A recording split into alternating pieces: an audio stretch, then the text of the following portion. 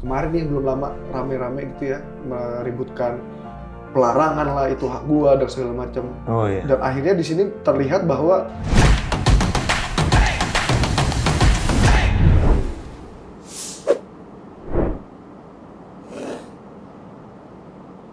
knowledge dari musisinya sendiri atau komposernya sendiri juga beragam nih Mas. Benar. Gitu kan, juga dinamis banget gitu. Ini Benar. mereka sebenarnya mana sih yang harus bisa dilihat gitu. Belum lagi komentar-komentar netizen yang menganggap bahwa itu adalah normal, gitu loh Mas.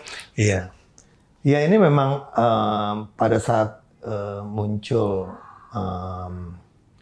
apa ya hal-hal yang tadi barusan Fikri jelaskan, memang aku pun juga ikut ya secara langsung dan tidak langsung akhirnya ikut juga memperhatikan gitu karena karena teman-teman juga nelpon kan. Iya, iya. Semuanya nih gimana nih gitu. Dan semua juga teman-temanku nih yang lagi ribut-ribut gitu kan. Yang satu curhatnya begini, yang satu curhatnya begini, gitu. Dan yes betul, ada knowledge yang mungkin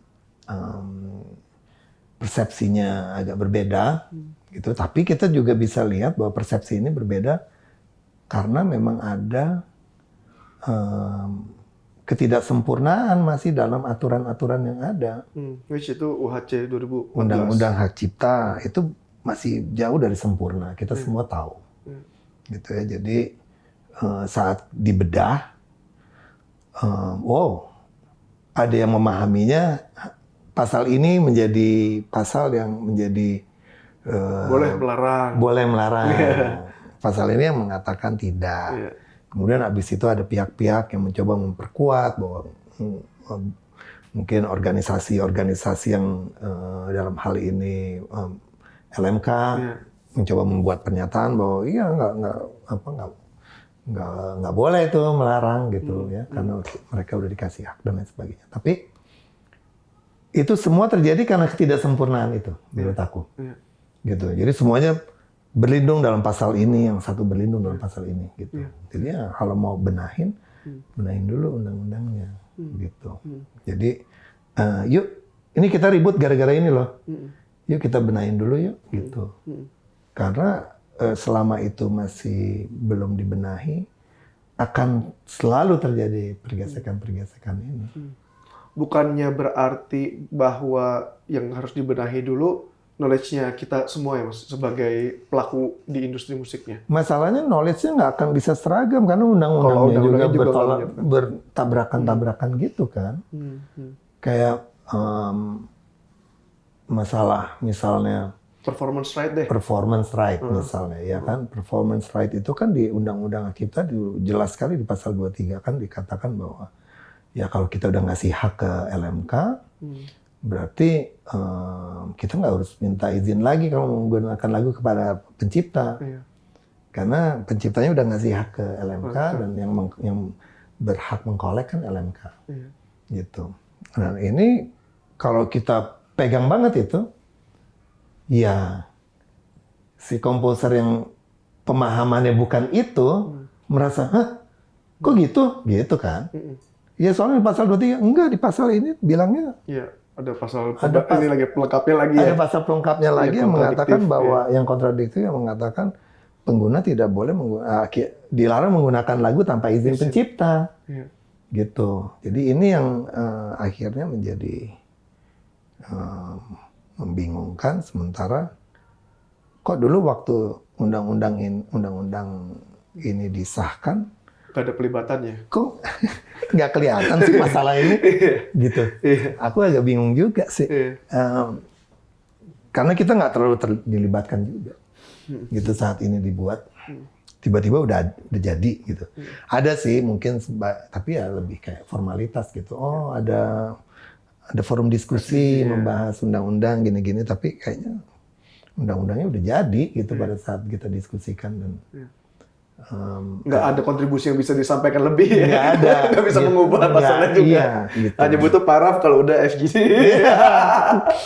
Seperti ya kurang lebih seperti itu. Jadi aku sendiri ngelihatnya, waduh, aku sampai pas ada masalah itu aku sampai baca berkali-kali undang-undang, berkali-kali aku lihat, aku baca lagi, coba memahami bagaimana aku bisa memahami sebuah undang-undang gitu ya. Memang kalau kita tanyakan juga ke beberapa pengacara teman-teman yang menguasai hukum, ya mereka sendiri juga mengakui ada masalah di sini, gitu.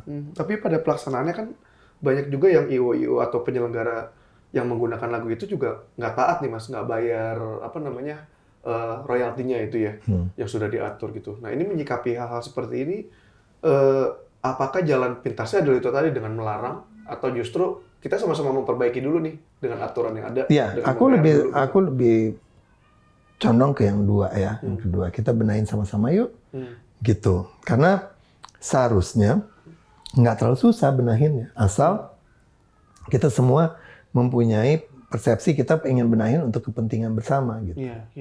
Bukan untuk kepentingan satu orang atau dua orang gitu. Untuk kepentingan bersama itu pertama yang kita harus sama-sama pahami. Aku sih ngelihatnya seharusnya tidak susah, gitu. Asal jangan ada pihak-pihak yang mencoba mempertahankan sesuatu yang kita sama-sama tahu udah nggak bisa ini gitu, udah nggak bisa aja. Balik lagi ke masalah misalnya IO yang tadi Fikri sempat sebut gitu ya. Seperti yang tadi aku bilang sebelumnya, zamannya sekarang ini sudah zaman transparan. Ya. Real time. Real time. Jadi kalau misalnya aku sebuah IO, aku mesti bayar ke LMK, aku punya hak untuk menanyakan, kasih lihat reportnya dong ke siapa nih yang udah nerima. Selama belum bisa dibuktikan, menurut aku itu belum keren. Dan ngapain juga gue bayar kan? Ngapain gue bayar di sesuatu? IO nih gitu kan? Ngapain gue bayar sesuatu yang gue sendiri nggak tahu gue bayar tujuannya ke siapa? Didistribusinya ke siapa? Distribusinya ke siapa? Terus dari pihak LMK mungkin atau dari segi Performing Rights Association ini atau organization ini mengatakan, ya karena kita nggak bisa ngasih reportnya. Ini kan soalnya blanket, bla bla bla bla bla bla. Kita akan bagikan ke anggota yang aktif dan ini. Sekarang pertanyaan ya. Iya kan? Buat aku agak absurd itu kalau jawabannya seperti itu, gitu. Karena menurut aku sekarang ini yang seperti aku tadi bilang, semuanya bisa dihitung. Betul. Sebuah festival ada berapa band, misalnya sekian band. Jangan lagi hitung sebuah festival dihitungnya dari jumlah tiket yang terjual 2% dari penonton. Itu jadul. Nggak, jangan gitu dong hitungnya. Terus kalau ntar kita bilang jangan gitu-ngitungnya, oh enggak di luar negeri juga begini. Gitu. Jangan kayak gitu. Sebenarnya yang dia harus dihitung adalah ada berapa band yang main, lagu-lagunya apa saja, ditulis, jelas. Misalnya band A memainkan kemarin 8 lagu, mereka memainkan semuanya lagunya sendiri, ciptaan ini. Itu udah jelas. Gitu. Nah nanti tinggal menentukan bersama tarif. Gitu. Tarifnya berapa, nah setelah itu baru kita bisa menentukan bahwa sebuah event organization saat membuat festival dia harus bayar ke komposer sejumlah sekian dengan jumlah lagu sekian, udah jelas. Gitu ya, tinggal bagaimana mekanismenya. Kalau mekanismenya masih blanket, udah tertutup aja semua ya Mas. Mau sampai kapanpun. Jadinya asumsinya adalah nggak benar nih. Mau sampai kapanpun akan banyak seniman yang tidak mau join Performing Rights Organization. Ya. Karena tidak ada transparansi itu. Kan yes. Belum lagi ada ketentuan di Performing Rights Organization ini mereka berhak mengkolek lagu-lagu yang memang bukan anggota. Iya. Lebih gila lagi. Aku bukan anggota nih. Mereka berhak mengkolek. Kalau aku nggak klaim untuk mengklaim aku harus jadi anggota, kalau nggak uangku hilang. Ini sama aja kayak cara bagaimana tukang parkir mengkolek. Kejadian tinggal dia setor gitu ya Mas. Tarifnya nggak tahu berapa gitu kan. Tukang parkir Indomaret tiba-tiba muncul nih. Dan aku menyampaikan ini semuanya berdasarkan logika gitu kan, bukan matematik yang susah banget. Gitu. Sederhana ya. Sederhana ya. I'm just doing the math gitu. Let's do the math, ya kan?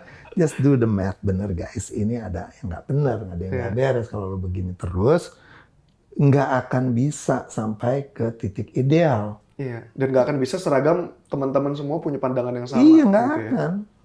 Sekarang berapa jumlah pencipta di Indonesia dan yang produktif pun saat ini pasti yang muda-muda, ya, yang umurnya mungkin 25 antara 30 sampai 25 tuh mungkin saat ini industri tuh lagi di situ tuh, ya kan?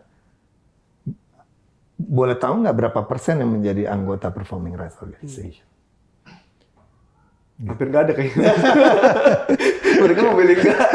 Yang bikin aturan yang udah yang tua-tua, yang udah nggak produktif mungkin gitu kan. Jadi come on gitu, libatinlah semua.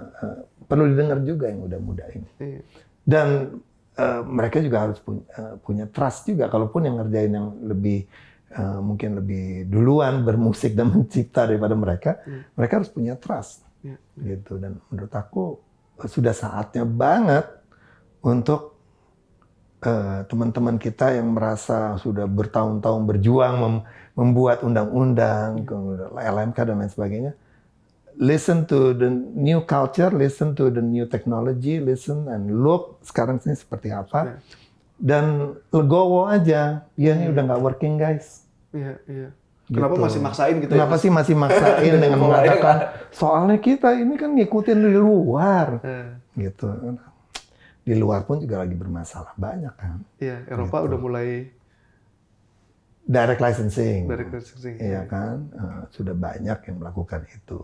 Udah ada yang namanya opt out, misalnya tetap anggota Performing Rights, tapi untuk ini nanti kita bisa. Pokoknya banyak lah hal-hal yang mempermudah seniman justru. Ya, karena aku bilang kalau ada yang mengatakan kepada aku kalau ini diberlakukan ini akan kolaps. Yang kolaps apa? Cara-cara lama kan yang kolaps. Gitu. Jadi menurut aku sih harus melek untuk perubahan yang lebih baik dan lebih transparan. Ini boleh secara kata lainnya ini sebenarnya premanisme di dalam industri musik nggak sih Mas? Dari senyumannya aja deh. Nggak usah diucapin, tapi kita baca dari mimiknya aja. Aduh, kayak sengaja dibuat abu-abu terus gitu ya? Iya, dibuat abu-abu terus ya. Iya, kita abu-abu terus yuk, abu-abu terus gitu. Ntar kalau udah, ya susah lah. Kemudian belum lagi banyak yang, aku kan juga banyak teman kan bukan hanya seniman, teman kan juga banyak user. Teman-teman hotel, teman-teman kafe, teman-teman yang punya resto, teman-teman yang punya karaoke, teman-teman yang punya event organization, ya. Kan aku juga harus dengerin mereka dong. Kan mereka yang bayar. Iya, betul. Gitu. Apa keluhan mereka? Hampir sama semuanya. There is no transparency. Ya, saya juga sempat beberapa menanyakan kepada IO gitu ya, kenapa kamu bayar? Ya karena gue nggak tahu uangnya nanti dikasih ke siapa. Exactly. Mending gue kasih langsung nih ke manajemennya. Exactly, gitu loh. Nah, kalau emang udah tahu begitu, ya yuk duduk benerin itunya gitu. Jangan bersikukuh dengan undang-undang lagi yang mengatakan itu undang-undang udah menyatakan gitu. Ya sampai kapan akan bermasalah terus. Gitu. Mas Indra menjadi salah satu sosok dan founder juga Asosiasi Musik dan Ampli, pencipta lagu Indonesia.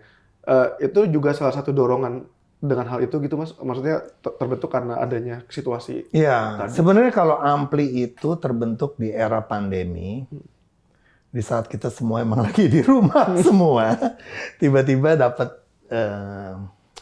semacam apa ya? Forwardan di WhatsApp yang berbentuk dalam surat kaleng saat itu, ya mengenai PP 56. Ini membuat kita musisi-musisi menjadi bertanya kan tentang surat kaleng ini benar atau tidak dan lain sebagainya. Dan di dalamnya juga kawan-kawan. Teman-teman semua. So kita bertanyakan dan karena kita mempertanyakan, kita membentuk sebuah forum, gitu, forum diskusi. Ini apa sih sebenarnya yang terjadi ya, gitu. Kok kayaknya ini berhubungan dengan dengan pencipta lagu, dengan kita semua di sini. So karena kita lagi saat pandemi, jadi lagi senang-senangnya meeting online. Ya kita sering ketemu jadinya, sering ngobrol nih, ya diskusi lah ya. Sehingga muncul pemikiran untuk mempertanyakan tentang surat kaleng itu. Dan akhirnya kita mempelajari lah PP 56. Setelah kita pelajari PP 56, kita melihat memang ada hal yang patut dicurigakan nih.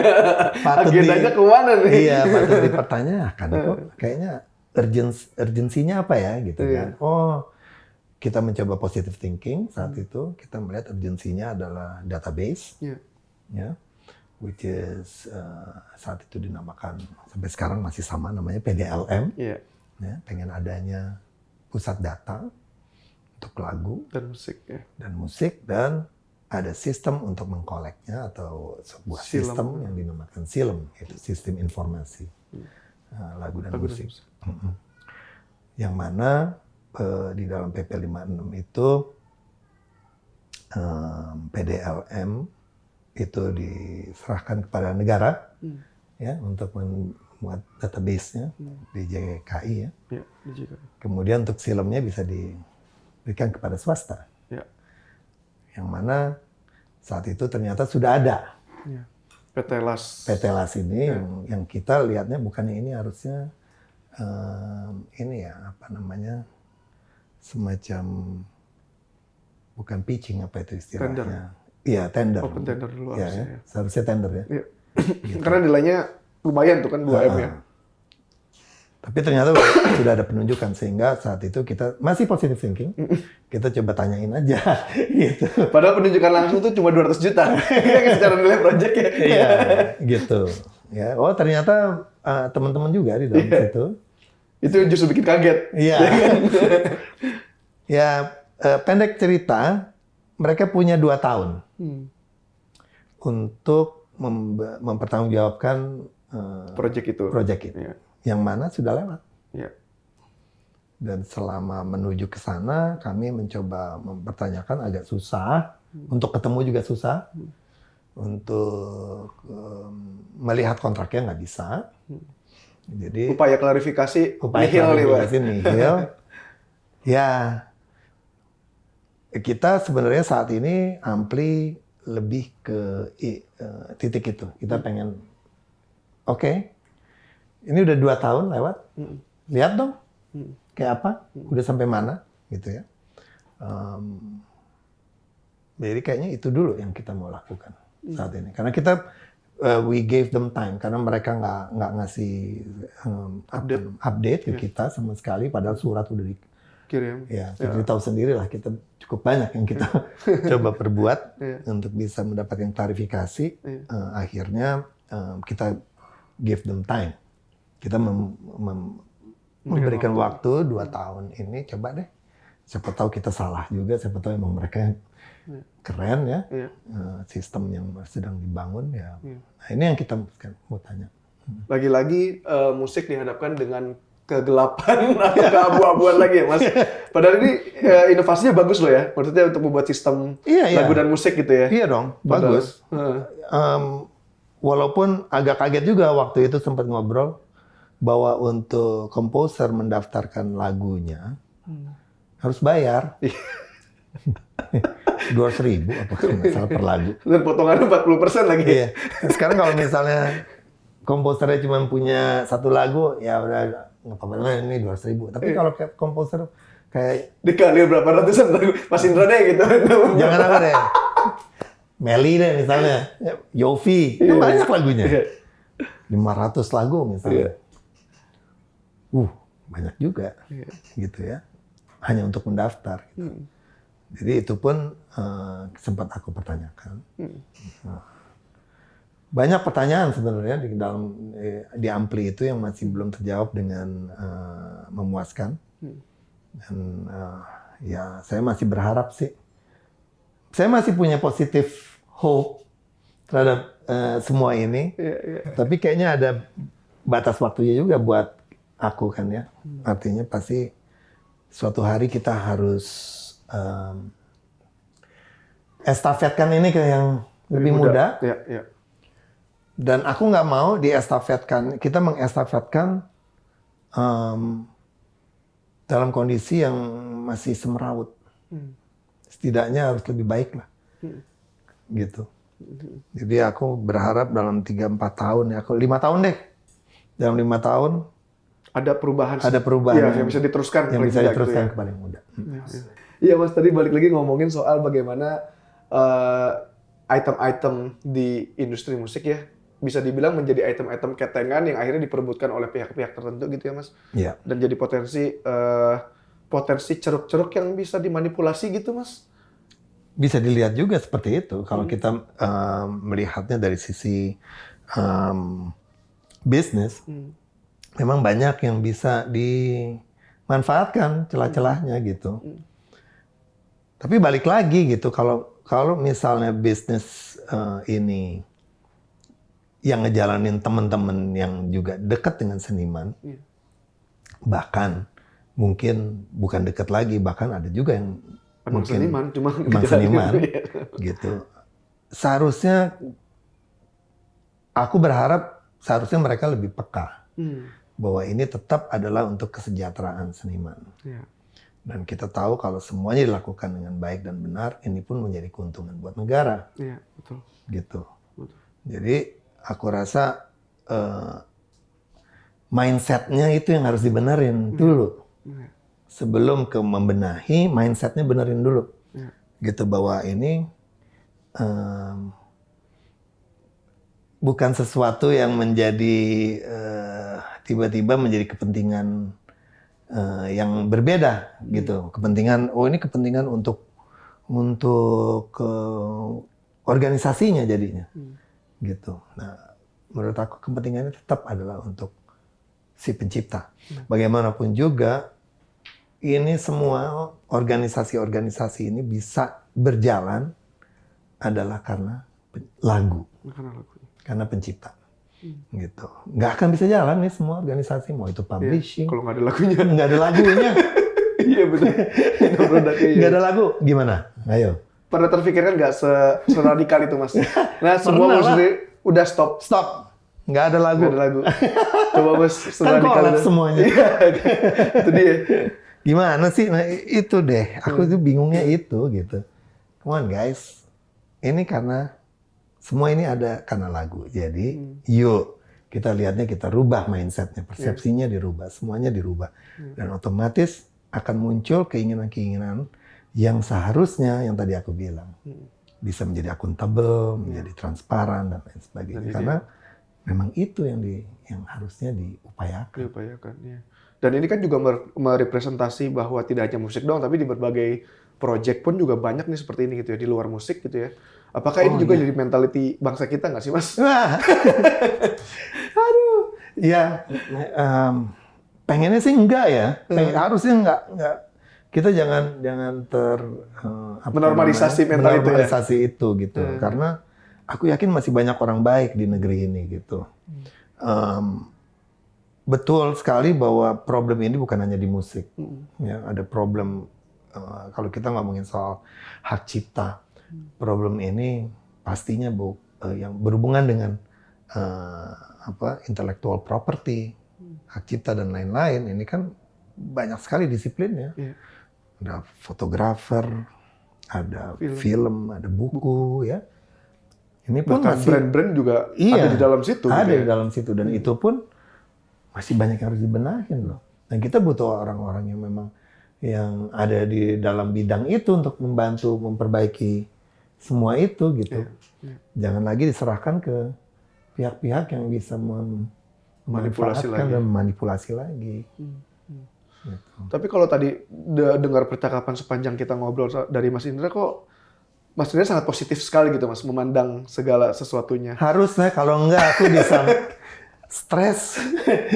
Nah ini mau aku tanyakan, apa sih yang membuat Mas Indra tuh akhirnya bisa sepositif itu Mas? Maksudnya ini dalam arti pengaruh-pengaruh baiknya gitu ya Mas. Karena di organisasi pun Mas Indra paling tenang gitu menghadapi konflik-konflik, isu-isu yang sedang berkembang gitu ya. Kenapa hal ini bisa terjadi gitu Mas? Apakah ini proses dari memang proses hidup yang Mas Indra jalankan, atau juga ini ada kontribusi dari lingkungan sekitar Mas Indra, atau apa sih Mas yang bisa Iya. Pertama mungkin memang sejak aku pindah ke Bali 10 tahun yang lalu, yang aku cari memang ketenangan.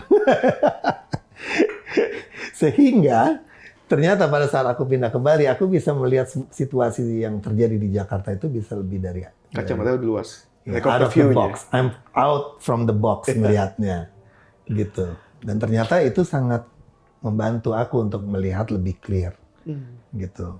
Apa sih masalahnya, gitu. Ternyata aku masih bisa, lebih punya ruang untuk melihatnya. Itu pertama. Jadi lingkungan sangat membantu, dan juga aku dibesarkan sama orang tua yang juga kebetulan ayahku juga sangat positive thinking orangnya. Gitu, segala macam tuh bisa diselesaikan dengan kalau kamu tenang gitu. Itu aku diajarinnya itu dari kecil gitu. Nah, memang kadang-kadang ya namanya manusia ada batasnya ya. Kadang-kadang kita yang gimana sih gitu. Gemes juga. Gemes juga gitu, dan kadang-kadang aku juga suka bukan berarti aku nggak emosional, kadang-kadang emosional juga ya. Ini gimana sih sebenarnya gitu, udah capek ya, kadang-kadang kita udah bicara 3-4 jam dalam sebuah pertemuan, hasilnya nihil kan juga capek ya. Tapi aku melihat apa yang terjadi kemarin ini, konflik yang terjadi di antara teman-teman musisi ini, somehow mungkin memang harus terjadi.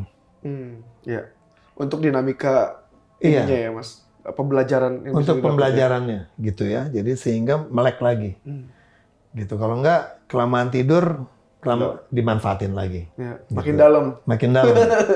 Jadi problem ini kemarin aku jadi melihatnya positif, gitu. Walaupun aku nggak mau berada di titik memihak siapa-siapa, gitu. Karena aku tahu konflik ini terjadi karena justru kelemahan daripada kita punya aturan, gitu.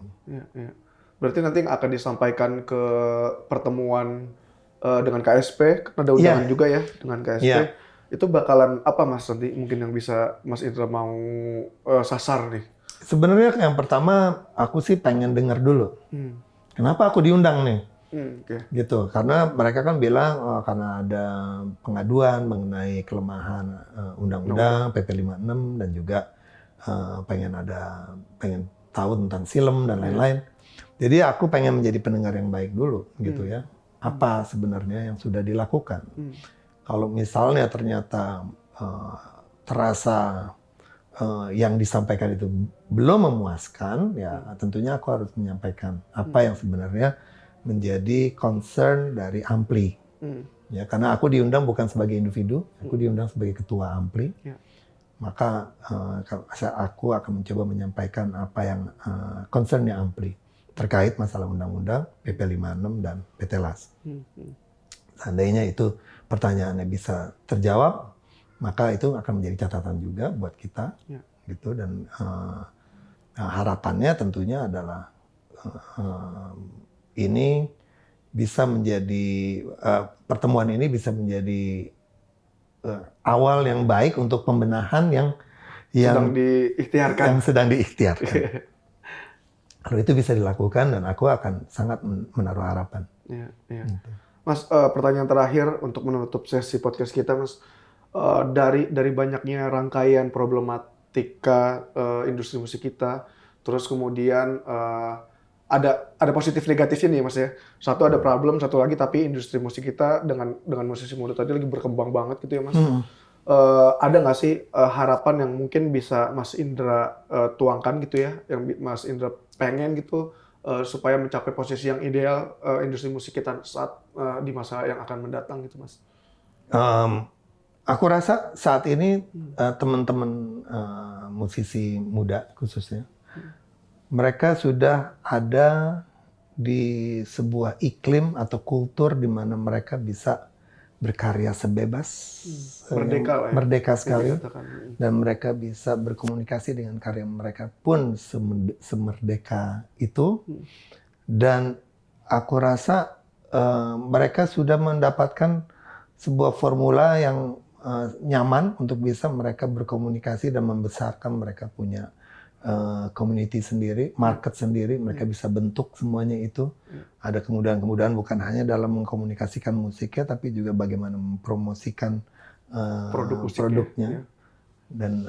Dan itu yang justru bagi aku akan terus berkembang, dan itu yang akan nanti membuat musik Indonesia menjadi lebih kaya, gitu. Jadi saat ini yang hanya aku bisa sampaikan adalah percaya sama karya lo.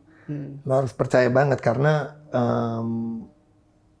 kalau misalnya ada 2 orang yang dengerin karya lo, berarti ada 2 orang yang suka sama karya lo. Jadi jangan berhenti. Besok lusa akan nambah, besok lusa akan nambah. Just push to it sampai di titik di mana lo tiba-tiba bisa main di depan 30-40 orang yang suka banget sama karya lo. Gitu. And that's how it's supposed to be. Gitu. Dimana kita semuanya emang harus mulai dari somewhere. Gitu. Jadi aku hanya bisa bilang bersyukurlah menjadi seniman musik zaman sekarang.